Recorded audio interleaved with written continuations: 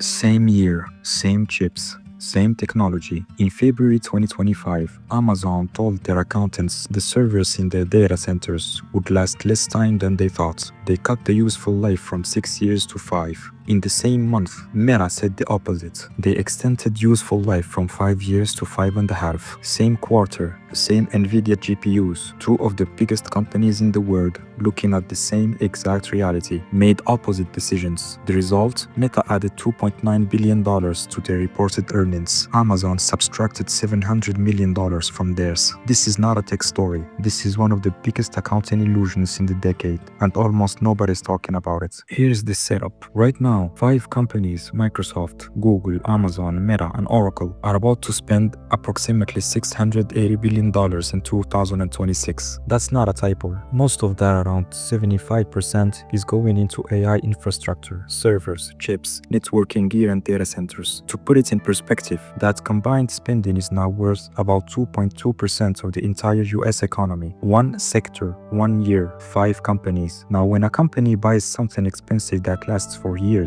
building, server, piece of machinery, they don't expect the whole cost in one go. They spread it out over the asset's useful life. Buy a $30,000 car. Say it lasts 6 years. Your annual cost is $5,000. Same car, but you say it will last only 4 years. Your annual cost jumps to $7,500. Same purchase, same cash spent. Different reported cost, different reported profit. This is called depreciation, and it's the most boring, the most overlooked, and most powerful accounting decision in modern finance.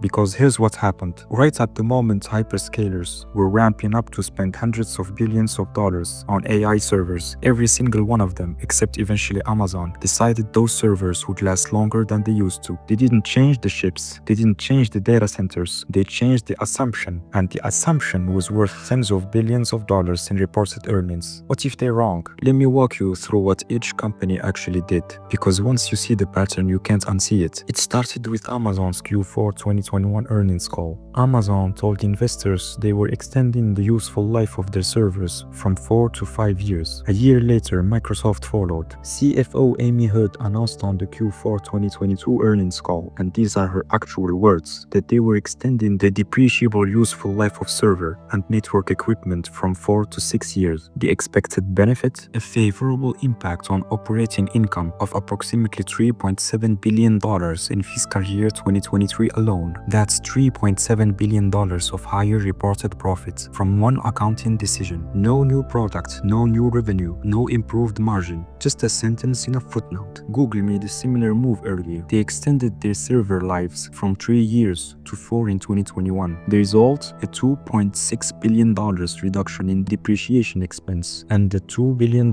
increase in net income. They later extended again to 6 years. Then Meta did it. Then Meta did it again. Then Meta did it a third time. Their server useful life went from 4 years to 4.5 to 5, then most recently to 5.5. The January 2025 extension alone reduced Meta's 2025 depreciation expense by approximately $2.9 billion. That number, $2.9 billion, is not small. Bloomberg estimated it represents almost 4% of Meta's entire pre-tax profit in 2025 from an accounting estimate change. Oracle did it too. In fiscal 2025, they extended server useful life from 5 years to 6. That move alone increased their net income by $573 million and their earnings per share by 21 cents. So you've got Microsoft, Google, Meta, and Oracle all making the same argument. Our servers last longer than we used to think. And right when they were all making that argument, they were also placing the largest hardware orders in corporate history. Combined hyperscaler capex went from about $256 billion in 2024 to a projected $680 billion in 2026. That's the highest concentrated capex cycle in modern corporate history, and the depreciation policy was just quietly extended right before it began. Now here's where it gets interesting. In February 2025, Amazon broke ranks. They announced they were shortening the useful life of a subset of their servers from 6 years back to 5. And the reason for it, and I'm quoting directly from the filing, the increased pace of technology development, particularly in the area of artificial intelligence and machine learning. What does it translate to? AI is moving so fast, our chips don't last as long as we thought. This decision cost Amazon $700 million of operating income. They also took an additional $920 million accelerated depreciation charge in Q4 2025 because they decided to retire some equipment early. Same reason, AI moves too fast. Here's the part that should make your head spin. In the same month, February 2025, Amazon shortened useful life because of AI, while Meta extended useful life despite AI. Two of the largest hyperscalers in the world, looking at the same exact Nvidia chips, the exact same generational upgrade cycle, the exact same workload reality, and reaching opposite conclusions. That's not a difference in technology, that's a difference in accounting policy. Or to be blunt, that's a difference in how aggressive each company is willing to be with reported earnings. If you want the full property and equipment breakdown, the schedules from each 10K and sensitivity table and the $176 billion, that's all in this week's Footnote Brief newsletter, link in description. Now back to the video. Now I need to show you the second piece, because the depreciation story alone is interesting. Combined with this, it becomes something else entirely. Look at where Nvidia is putting its money. Nvidia, the company selling the GPUs, has invested somewhere around $110 billion in equity stakes in its own customers. There is another $15 billion of GPU-backed debt floating in the system, and in September 2025, Nvidia announced a deal to invest up to $100 billion more, specifically into OpenAI. Let me show you how the money actually moves. Two examples, same mechanism. Circuit 1, the small clean version. CoreWeave is a cloud company that rents out access to Nvidia GPUs. As of January 2026, Nvidia owns roughly $5.3 billion of CoreWeave equity. CoreWeave has spent about $7.5 billion buying Nvidia chips. CoreWeave is also carrying around $18.8 billion in debt, $10.45 billion of which is backed by those same GPUs as collateral. So who pays CoreWeave?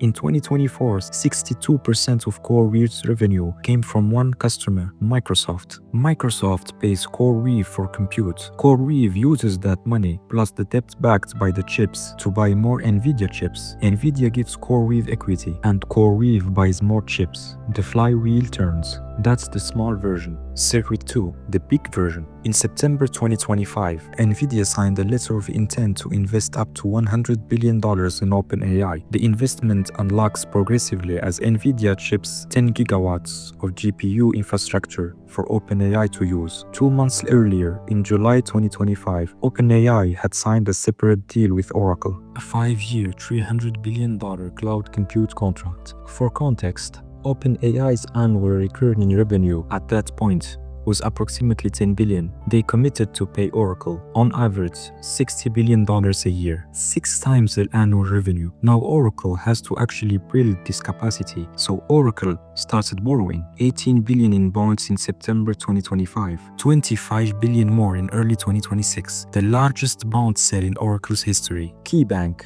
estimates Oracle will need to borrow roughly $100 billion over the next 4 years to deliver this contract. Oracle is reportedly using around $40 billion of that to buy Nvidia chips for the OpenAI Stargate data centers. So watch the cash actually move. Nvidia commits $100 billion to OpenAI. OpenAI commits $300 billion to Oracle. Oracle borrows $100 billion from bondholders. Oracle uses some of that to buy Nvidia chips. The chips serve OpenAI's workloads. Most of the public dollar in this loop starts as Nvidia equity, and a meaningful chunk ends as Nvidia revenue. OpenAI CFO Sarah Fryer said the quiet part out loud, as later cited by analyst Thomas Tungus, quote, "Most of the money will go back to Nvidia. This is what telecom did in 1999. Lucent and Nortel financed the very telecom carriers that bought their gear. Demand looked organic until the carriers stopped being able to refinance. Then the demand vanished. So did the equipment makers' revenue. Now combine the two stories. Hyperscalers and AI labs are reporting earnings as if the chips will last 5.5 to 6 years on capex, partially financed by the chip vendor's own equity, while the chip vendor is shipping a brand new generation every single year. Hopper, then Blackwell, then Rubin. And here's where you arrive at the headline number. If we assume hyperscalers had stayed on the 4-year useful life they all used before, the policy each of them themselves chose before AI capex took off, the gap between reported depreciation and the counterfactual works out to roughly $200 billion across 2026 to 2028. Investor Michael Burry Yes, the guy from The Big Short, using his own more conservative assumptions, lands at 176 billion. He compared the setup to Cisco at the dot-com peak. The point isn't that the chip will last 0 years. The point is that the gap between disclosed accounting and underlying technological reality is large enough to materially move reported earnings, and large enough that when one company like Amazon adjusts, the others still haven't. H100 GPU rental prices have already collapsed 70%. The market is pricing in a much shorter useful life than the accounting is. The price collapse is the market telling you something the accounting isn't. Here's the thesis in one sentence. The AI boom is real, but a meaningful chunk of the earnings that hyperscalers are reporting from it depends on accounting choices that may not survive the next chip generation, on capex partially funded by the chip vendor's own equity, on contract revenue partially financed by debt taken to deliver it, and on a circular financing structure that has historical precedent. And the historical precedent is not a happy one.